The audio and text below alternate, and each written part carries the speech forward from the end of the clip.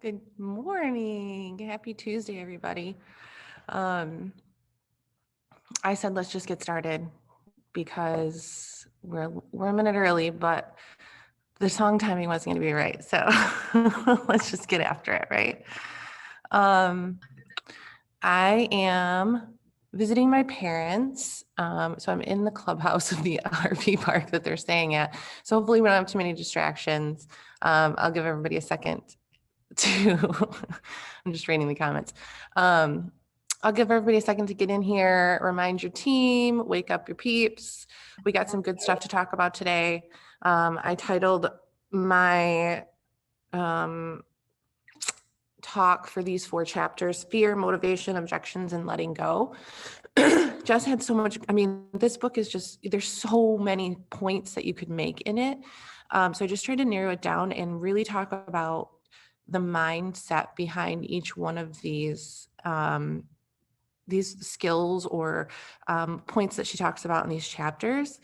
And getting to the root cause of what's really holding us back from being really successful, if that's you, or if you're just getting started, maybe approaching it with the right mindset and really looking at it in a different way, because I think we kind of get caught up in our own selves, and it's just human nature to think it's all about you, and really it has nothing to do with you.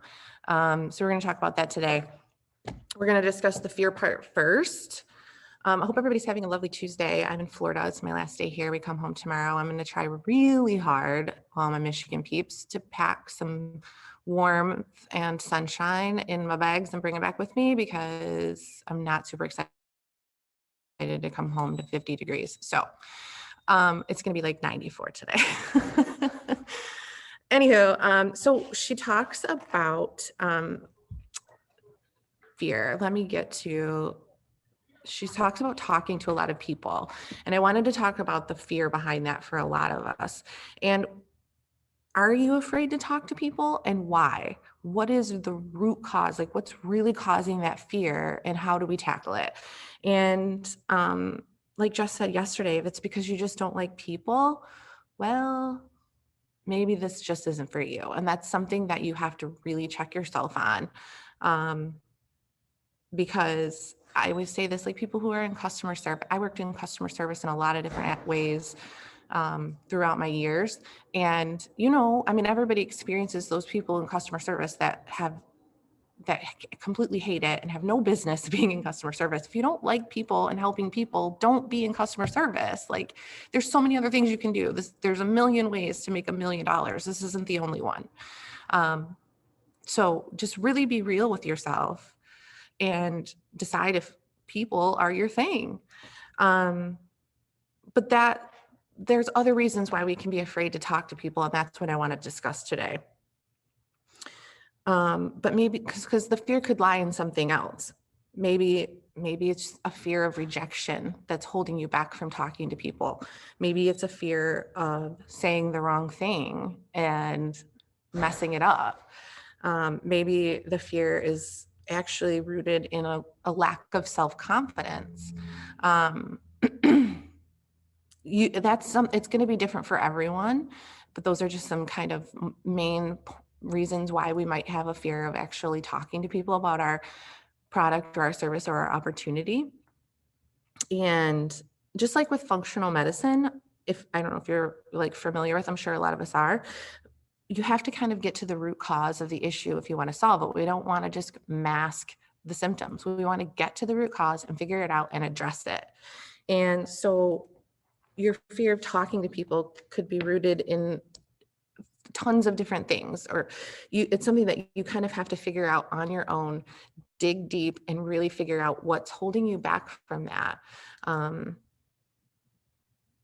be honest with yourself. I think that's where everything starts. It's like introspection, reflection. That's where self-development comes in. It helps you to realize some things that maybe weren't clicking. So be honest with yourself about it. There's no lying to yourself about something that's going to bring you success is only hurting you. There's no reason to do that. And don't be judgmental when you're doing these like reflection exercises with yourself. Really be honest with what's holding you back from talking to people. Is it a lack of confidence? Is it that you just need more practice? Is it that you are super afraid of rejection? Is it that maybe it's a past experience? Somebody tore you to shreds the first time you tried to talk to them about something in your business, and that's holding you back from reaching out to other people. I mean, there's so many different things that it could be. It's just about finding exactly what that is for you, why the fear is there, so you can figure out how to address it. I'll tell you from, personally, my fear lies in messing it up and saying the wrong thing, or it has been in the past, or saying too much. I have word vomited all over people because I want to just tell them everything because I get excited, or I'm nervous. I tend to overtalk when I'm nervous. So that's something that I had to really realize was the root cause of my fear, and work on it. Practice scripts and get familiar with what to say and what works for other people, and saying it over and over again. Practicing with people I know, love, and trust that will tell me the truth. If you're speaking out loud, if you're sending, text messages, have them saved in your phone so that when you are in the moment, you don't not know what to say. Yeah, don't overthink it. That's a huge one too, Sid. Sometimes we just overthink it because we're so afraid of what's going to happen if we say the wrong thing. So have those things in your back pocket. Set those scripts in your notes in your phone, whatever it takes for you to be confident in that moment. That yesterday, Jess mentioned Exactly What to Say by Phil M. Jones. That's such a great book. There's so many books like that. Sid talks about the ones like the Icebreaker book, and I can't tell you who writes it. Maybe she can type it in the chat. But things to say and how to start the conversation. And she even talks about it in the book we're discussing, Get Over Your Damn Self. Big Al Schreider. Yes, I always want to say his last name wrong. But the interview we had with Phil M. Jackson was amazing too. If you guys haven't watched that, I think it's somewhere archived in the High Vibe Tribe.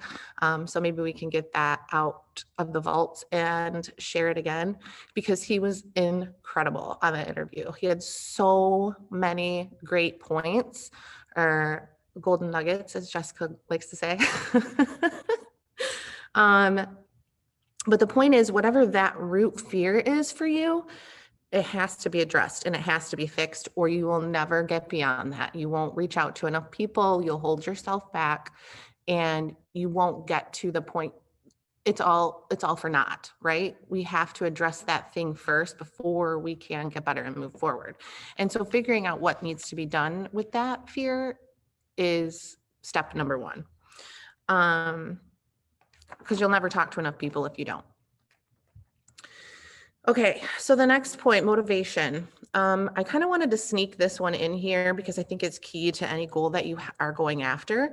But there's a couple of points I want to make. And the first one is, it's going to take motivation to push yourself past your fears and your comfort zone. So this fear that we're trying to figure out where it's coming from, why, and address it, you're going to need some motivation to do that. It's not always easy to come to terms with what's holding you back and addressing it and fixing it.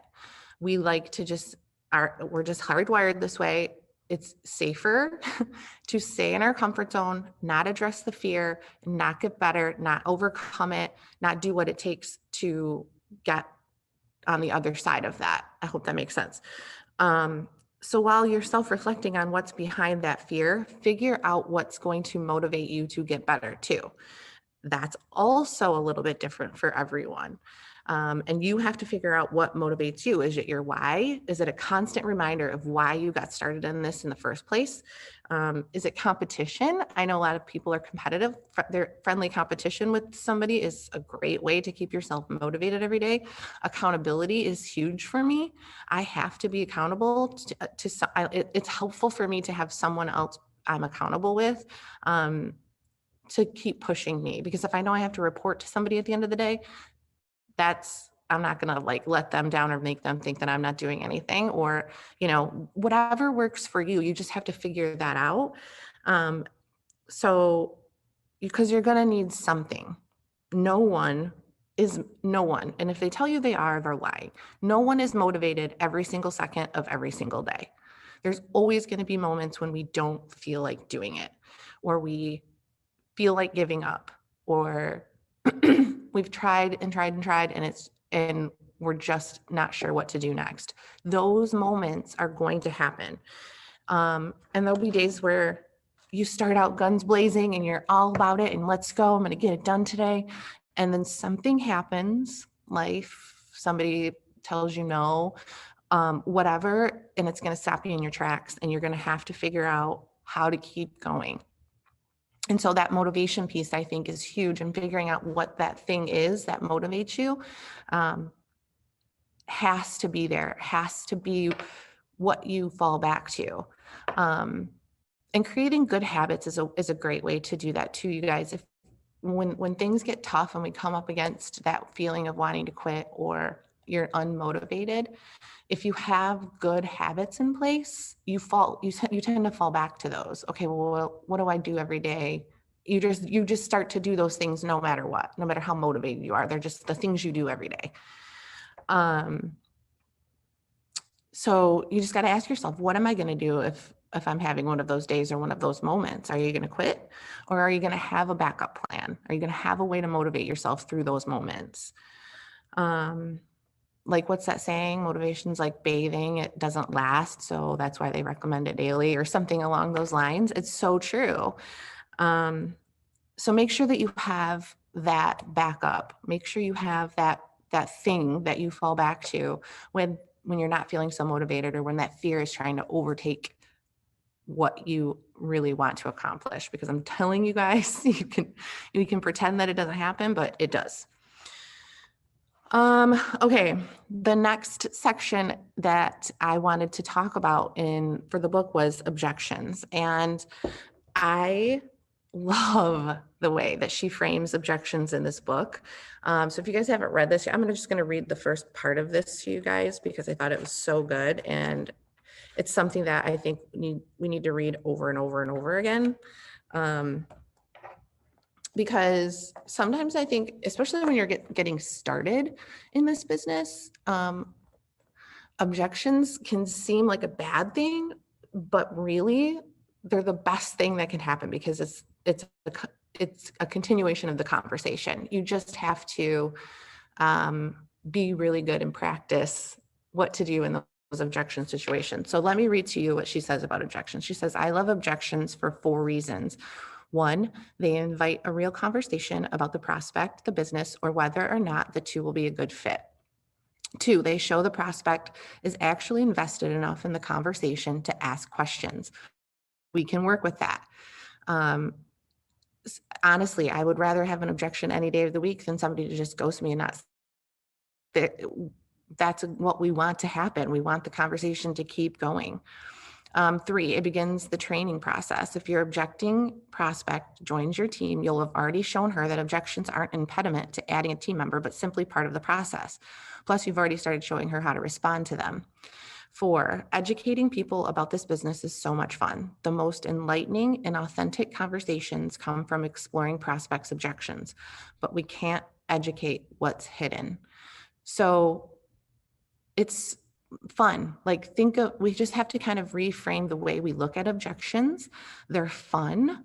They're a way to continue educating people on what it is that we do and how rewarding it can be. I was so crushed by them in the beginning of my biz. Yes, Amy, I mean, it's true that for somebody brand new, if they don't understand, it is a total mind shift. You have to look at it like, I have something to address now. I have something to continue talking about now. And she talks about not getting defensive when somebody has an objection. And I think defensiveness comes from fear. I think defensiveness comes from a lack of confidence, which usually is a lack of practice or understanding on our part. We kind of freak out in the moment and think that they're trying to tell us we're wrong, and we get defensive about it. So it's not a defensiveness thing. It's just a great place to start or continue the conversation. And if we think about it that way, it's just another thing to practice and get really good at. And there's lots of different ways to handle objections. I think that the easiest place for me to start, and it works really well, and it's something you can practice like with everyone, your kids, your husband, everyone, is feel, felt, found. And I'm sure we're all very familiar with it. I haven't used it in a while. But it's fun. Once you start doing it, it's like you can do it in so many situations and it works a lot. It's a simple way to make the person feel heard and understood, because that's most of the time, that's what people want. They want to feel heard, they want to be understood, and they want to feel like it's related. They can be relatable. And feel, felt, found continues the conversation, right? So think about it this way. If someone says, I don't have time, that's a pretty common objection to getting started in this business. I know how you feel. I felt the same way. But what I found is I could sneak this business into the cracks of my day and work towards building a residual income, or work towards adding that extra income to our family so we can go on an extra vacation. Use something that they've told you to put back into that feel, felt, found response, or something that's true for you. That was the case for me. I was working 9 to 5, commuting an hour each way to work, and had 3 children and a husband when I started this. Well, we weren't married yet, but you know, I had a whole life and a family and a job and a commute. How was I think back on that now and I'm like, how did I ever make all of that happen? So time was a big thing for me. I wasn't really sure how I was going to do it. But I have experience in that. The feel, felt, found thing can apply to so many objections, and it's easy, and it's something that you can practice and get started with. It's just a simple way to help them understand that they're not the only one that feels that way, and it is possible to fit this into the cracks of your day. And then another part to that, and Jess touched on this yesterday, is if I would you. So after you say the feel, felt, found, if I could show you how to fit this into the cracks of your day and not feel overwhelmed, would you be interested in learning how? So there's things that we can learn and practice and do over and over and over again. And then you get really good at them, and they're like second nature. You don't even have to think about it. It just kind of comes out of your mouth. So that's my kind of like, I guess, challenge for you guys today, is practice that on someone. It doesn't have to be a prospect. It could be your husband or your children. When they object to something I tell them to do, I know how you feel. I felt the same way when I was in school. I didn't really feel like doing my homework. But what I found is if I just got it done right away, I felt so much better. Whatever, practice it on something, on someone today. Because getting really good at objections is game changer for your business. And it's just about looking at it in a different way. Reframe it. It's not a bad thing. It's a really good thing. Okay. The last piece I want to talk about is letting go.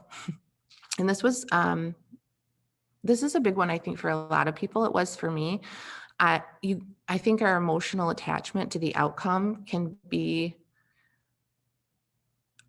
our detriment more times than not.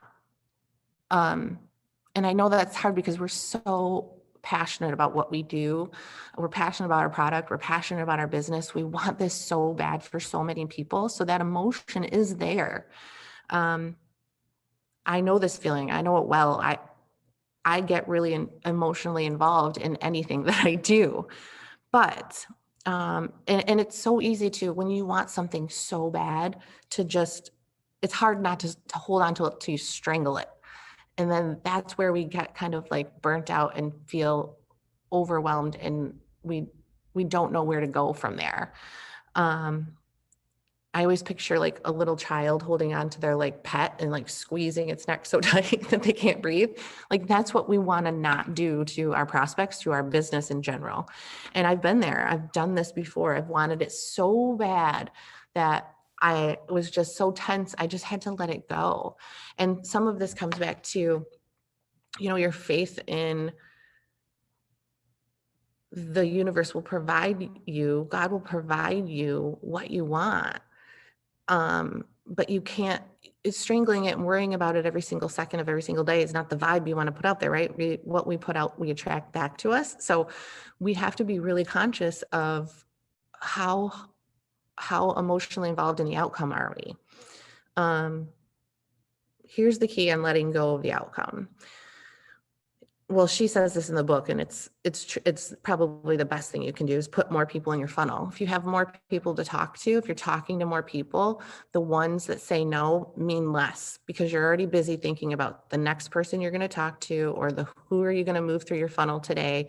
So you don't have if you have 5 people that you're talking to and you need 3 of them to buy for your goal, then it's really there's a lot of weight on those 5 people. But if you have 25 people and you need 3 of them, you don't care so much if 10 of them say no to you. So I hope that makes sense. You just got to constantly be putting people in that funnel so that the ones that don't matter so much. And another thing I think about too is, and I've said this previously when we were talking about Eric Worre's book, maybe that person just isn't meant for your team. Maybe it's a protective thing that you don't see down the road. This is going to cause problems. So maybe they weren't the right fit for you, or maybe it's just not the right time for them. There's so many different stories we can make up in our heads about the outcome of a situation or a conversation. We don't know. We don't know why they're saying what they're saying. We don't know why they're telling us no right now. And no just means not right now. Unless they tell me to go fly a kite and they're really mean, then I won't, then I'll leave them alone. But number one is just put more people in your funnel. The second is stop making it about you. It's not about you. What they say, what they do, what they're thinking has nothing to do with you. If they tell you no, it's not because you suck or because your product sucks or because the business sucks or because they don't like you or because they think you're stupid. That's what your brain is telling you. I must have messed up somehow. Where did I go wrong? What did I not say the right way? But no, it has nothing to do with you. So I think that's a major thing that we have to figure out in our own minds is that it's not about me. It's about where they're at. And it's about meeting them there and understanding where they're coming from and addressing that. There's so many fish in the sea, you guys. We hear that about, dating and relationships, but it's true for business too. There's so many other people out there that we can help. We have to stop worrying about the ones that aren't ready right now. And that comes in letting go of the emotional attachment to the outcome. So don't get so hung up on the outcomes of each conversation. Think of it in like every single day we have a goal of reaching out to this many people, but think about it in a week's time. Yes, you reached out to 5 people that day and you got 4 no's, but how many over the week did you reach out to? I mean, there's just so many more days. There's so many more people to talk to. Each one doesn't hold as much weight. So yeah, just try not to get so hung up on the outcomes of each conversation. Okay, so I hope that was helpful for you guys today, and we're getting close to 9 o'clock. So just to recap, address the root of your fear of talking to people about your product, service, or opportunity. Figure out what that is for you. It's different for everyone, and there might be some limiting beliefs behind that fear that's causing it. So you can dig really deep into that and try to figure out what's holding you back from going after it, from talking to everybody that you see about it, from adding people to your funnel and getting to the point of conversation where you're talking to them about this. Maybe you're really good at just chit-chatting and small talk, but you can't seem to get over that and initiate the conversation about what you really want to talk to them about. Um, I'm a kind of the opposite. Like, I'm not a small talk kind of person. I'm like, let's just get to the point. Do you, like, can we talk about this or no? Um, and then number two is figure out a way to keep yourself motivated. So that's another self-reflection thing that you have to figure out what works for you, what motivates you, accountability, your why, constant reminders, competition, like whatever it is that will get you over those moments that are going to be hard. You have to figure that out for yourself. And it's a key to talking to enough people about your business. And then get really good at objections and love them. Don't be so defensive. Don't be like defensive Debbie or defensive Dave. I named it. I don't know. But just think of it that way. I'm not defensive in this situation. I'm going to relate to what they're saying, because honestly, we can all relate to something they're saying. I know a lot of people, when I got started in this, I didn't have a lot of money. But I wanted to make it work. When I got started in this, I didn't have a lot of time. So I understand that feeling. So just think about it in a relatable kind of way. And then 4, learn to let go of each outcome. So the sum of these 4 things will completely change your vibe that you're putting out about yourself, your business, your opportunity, your product. Your energy in this will completely shift if you just take a look and start focusing on those 4 things. If you handle those things and figure those things out for yourself, watch and see what you start to attract. It will change, I promise you. If you're uptight and tense and fearful and unmotivated and defensive, you're not going to really attract much to yourself that's going to help you in this business. You're going to attract a bunch of other stuff that's going to cause you fear. It's going to cause you to be unmotivated and be defensive. So shift your mind on how you see it, address the things you need to address that's holding you back, and then move forward. It's going to completely change the game for you, I promise. So I hope that was helpful for you guys. It is 4 minutes to 9 o'clock. If you guys want to stay on for our